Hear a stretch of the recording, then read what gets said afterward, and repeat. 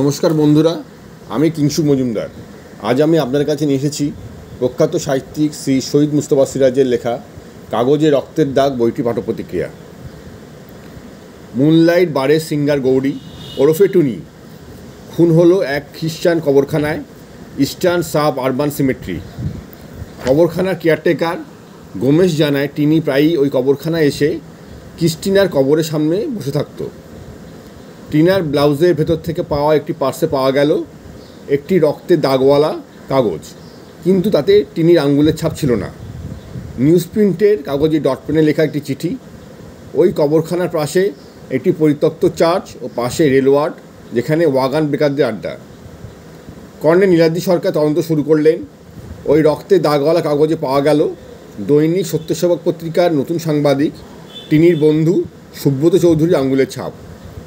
এদিকে চন্দননগরের ইভিনিং লজে থাকতেন কেয়ারটেকার গোমেশের দুই দিদি ও জামাইবাবু।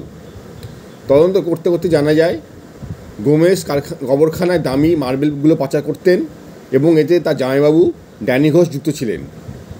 কিন্তু হঠাৎ করে একদিন গোমেশও খুন হয়ে যান। কিন্তু কে সেই খুনি? টান টান উত্তেজনায় ভরা এই গল্পটি। খুনি কে সেটা জানতে হলে গল্পে একদম শেষ অবধি পড়তে হবে। বন্ধুরা, এই পর্যন্তই। আমি আগামীকাল আসবো আবার অন্য কোনো একটি বইয়ের পাঠ্যপ্রতিক্রিয়া নিয়ে। ভালো থাকবেন সবাই। নমস্কার।